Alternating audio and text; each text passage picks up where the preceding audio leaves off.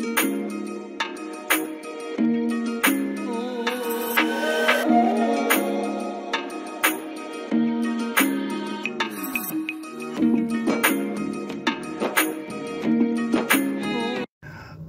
alaikum, hurmattуу Desin TV YouTube kanalının görermandары.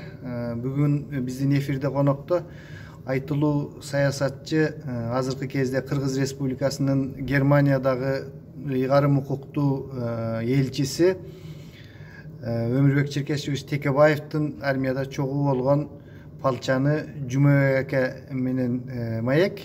Жумабек аке бизге ушул Өмүрбек Черкешевич армияда жүргөндөгү окуяларынан айтып берет. Бизге абдан кызыктуу. Өмүрбек Черкешевичтин армияда болгондугу жөнүндө маалыматтар жок эле. Мен ушул Жумабек аке аркылуу ушул маалыматтарды алып сиздерге жеткизейин деп чечтим, урматтуу көрөрмандар. Анда эмесе биз менен болуңуздар.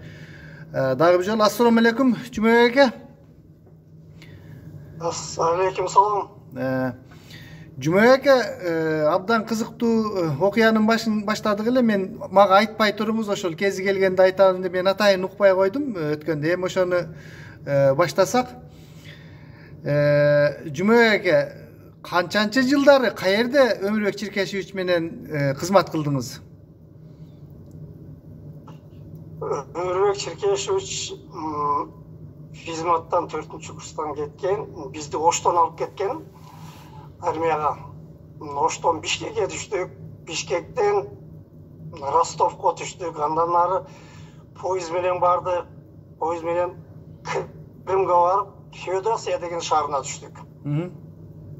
Анан ошондо Өмүрбек Черкешевич биз чогуу бир частта болуп калдык.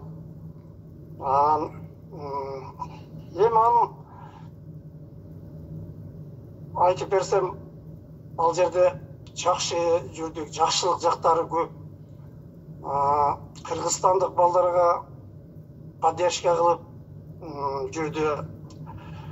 Ошол убактары мындай жүрөгүндө жалын бар, эч нерседен коркпогон жигит экен. Биз жаш элек, 4 жаш кичүү. Анан армияга барганда эми молодой старик болот эле да ал убакта. Молодой старик болуп, анан стройдо кетип атып, столовойго кетип атып, бир жол биринчи бир окуясын айтып берейин. Бакшалиев деген сержант бар эле, Ажербайжан. Анан Өмүрбек Черкешевич менен мындай уруша кетти, айтыша кетти. Өмүрбек Черкешевич стройдон чыгып эле мушташып кетти. Эми биз молодойбуз, биз балдар турабыз ош Жалал Абадтан. Канча болду эле ошондо? 6 ай болуп калды беле кызмат кылганыңыздар? 6 ай беле? Ооба, мен 3-4 айлы болгондо, жаңы эле туз барганда. Анан мушташып, катуу мушташты. Анан командир рота келип калдыбы, неме болуп, анан ажыратты. Андан кийин дагы мушташтары көп болду, анан буну Куфага алып кетти. Бир апта Куфага алып. Өмүрбек Черкешевичти, молодой. Өмүрбек Черкешевичти Куфага алып кетип, Куфактан кайтып келип, дагы биз менен кошулуп жүрүп калды. Анан дагы мушташып, дагы Куфага түштү. Ошентип бир жылдай ошентип жүрдү да, айтканын бербейт эле. Неме деттерден, командирлерден эч кимсине коркпойт экен да, ошондо эле Көкжал. Ооба, командирлерден да коркпойт эле, анан полти формасы өтөт элек да. Жумасына бир жолу полти. Ошондо Өмүрбек Черкешевич бир майорго бир суроо берсе, жооп бере албай калды.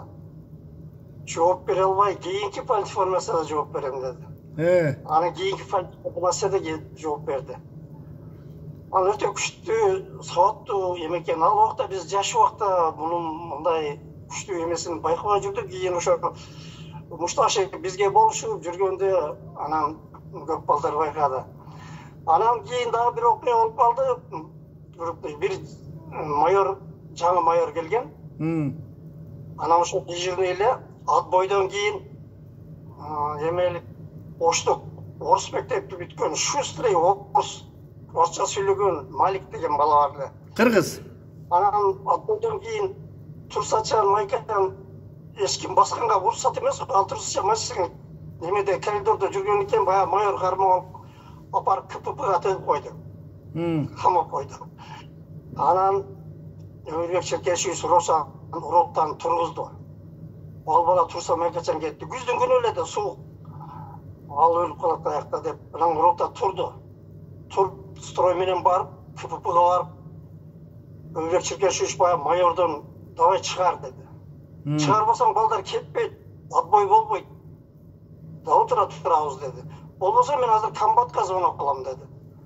Анан коркуп майор чыгарып анан келип бардыгыбыз жаттык. Ошондо канча кызмат кылып калдыңар эле? Өмүрбек Черкешевич эмне командир отделение беле же комзводбу? Замком взвод. Командир отделение болуп калган. Ага биринчи сержант звание берди, такпай койду. Ушундай өжөр, мындай айткан, берилген неме кылган бала эле да. Өмүрбек Черкешевич такпай койду. Кийин старший сержант берди. Аны да такпай коюп жүрдү. Анан заставить этип жүрүп тактырышты. Ошондо 1 жыл болуп калды. 1 жылга чейин бул ошолор командирлер менен урушуп, талашып эле жүрдү. Анан кийин биз эми унчукпай эле жүрө бериппиз ошол убакта, азыр ойлосом. Анан 1 жылдан кийин буну командирлер өздөрү сыйлай башташты, орустар. Командир, комбаттар сыйлай баштады. Сен грамотный бала экенсиң, сен мындай кылыш керек, сен мындай деп документация жолдоруна дагы отургузуп иштешти. Анан ошентип жүрдүк, 2 жыл болоюн дегенде анан буну Өмүрбек Черкешевич партияга предлагать этип, ошол убакта бир эле партия, коммунисттик партияга өткөздү. Өздөрү. Анан бир повар бала бар эле, Жалал Абад Анвар деген. Анан ошол бала экөөнү эң кийин кой берди, партияга өткөзүп анан кой беришти да. Анан ошол жерде өзбек балдардан да бирөөнү угуп калдым, мага да катуу жардам берди, ал башка ротодочу. Старшина келип уруп атканда келип, "Неге уруп атасың муну? Мен сени сотко берем. По уставу действуй" деп айтты дейт, анан коркуп кой берди дейт. Ошондой жактары, жакшы жактары, армияда жалаң эле жакшы жактары болду. Мунун жаман жактарын эч ким көргөн жок. Мындай кылып бирөөнү паскы уруп, анан сен жашсыңар, жаш балдарсыңар дебейт эле биз менен чогуу жүрүп, сузба кылып келди. Ошол молодой убагында эле деттер менен, командирлер менен эми бул чында мен деле 2 жыл кызмат кылгам. Кыйын нерсе, ал кыйын. Эми силер таң эле калсаңар керек, бул кандай бул жигит коркпогон эз жүрөк экен деп. Ал убакта молодой убакта командирлерге сүйлөшкөйк да, даже бизден 1,5 жыл служба кылып койгон балдар менен дагы башыбызды көтөрүп сүйлөй элбет элек да. Текебаев тең айтышып, мушташып кетет эле. Көп мушташты 1 жылга чейин. Губаларга барды деңиз. Жакшы. Ошондо мен биринчи депутат болгондо бир көрдүм. Өмүрбек Черкешевичти бир көрдүм. Андан кийин мен ошо Акаевдин убагында эле Россияга келе бергем. Ошол боюнча көрбөдүм.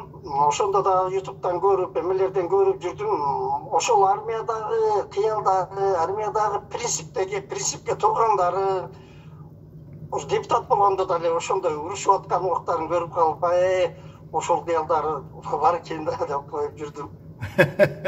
Жакшы, ушундай белгилүү адамдар менен сүрөт-пүрөттөрүңөр барбы анан чогуу түшкөн армияда? Ооба, үйдө Кыргызстанда бар түшкөнбүз. Симферополь, Севастополго чейин барып келгенбиз, түшкөнбүз. Жакшы кыргыз балдардын ошо Кыргызстан Жалал Абад тоштук балдардын мындай калкалап жүрөт эле да, канатын алдын алып бирөө менен урушса. А мени дагы бир жолу ротода түркмен балдары уруп койду.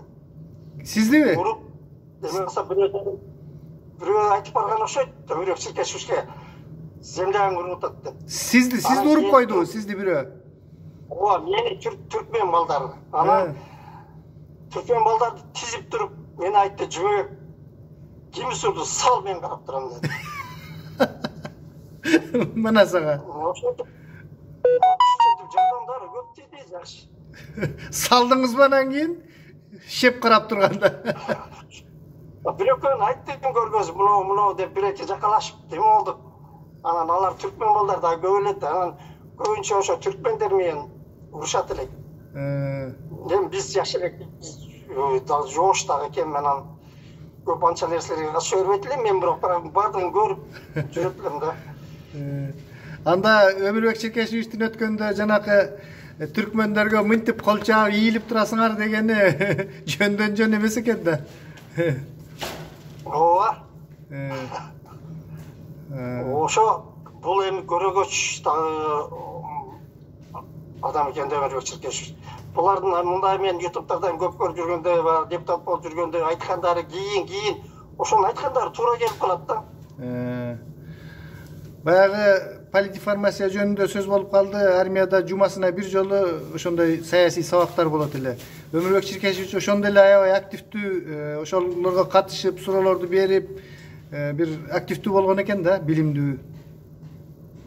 Ооба, жумасына бир жолу болот эле политинформация деп. Ошол убакта катуу суроолорду берет эле. Анан ал майор суроо берсе так жооп берет эле. Ошол убакта эле кыйын экен. Жакшы. Силер канча кыргыздардан орустар командирлер баалап муну партияга өткөзгөн. Азыр мен көрүп алып, ошол жерде Кыргызстанда кыргыздар жакшы баалай албады деп ойлойм да. Неме кыргыздар көп эле болчуңуздарбы? 5-6-7 кыргыз бар эле. Өзбектер бар эле. Адахам деген Оштон, Муктар деген өзбек балдары бар эле. Сейит Оштук бала бар эле, шофер болуп жүргөн. Эсен деген бала бар эле, Жумаш деген бала бар эле. Көп болчук. Жакшы. Ошондой болуп 2 жыл служба кылып келгенбиз. Мына андан бери 40 жыл ашып кетти. Кудайга шүгүр. Эми азыр интернетте мындай, мисалы мен деле армиядагылар менен анча-мынча сүйлөшүп, орустар менен деле эме кылабыз. Силер бири-бириңерди издеп бир эме болбоптур да, мындай интернетти пайдаланып, каякта, тиякта, биякта. Ошондон бул Өмүрбек Черкешевичтин жакшы жактары көп, айта берсе, депутат болуп жүргөндө деле көрүп, интернеттен көрүп жүрдүм, жакшы жактары көп. Эми сиз Россияда 20 сиз өзүңүз илгери эле келгениңизге эле Акаевдин мезгилинде келген болсоңуз, 2002 жылдары келдиңиз беле бияка? Ооба, 2002 жылдары келгем, ооба. Жакшы анда, Жумабек эке, мен да жумушта элем, сиз да жумушта экенсиз. Дагы сөздөр болуп калса, дагы кандай суроолор болуп калса, сиздин атайын маек кылып бергендигиңиз үчүн рахмат.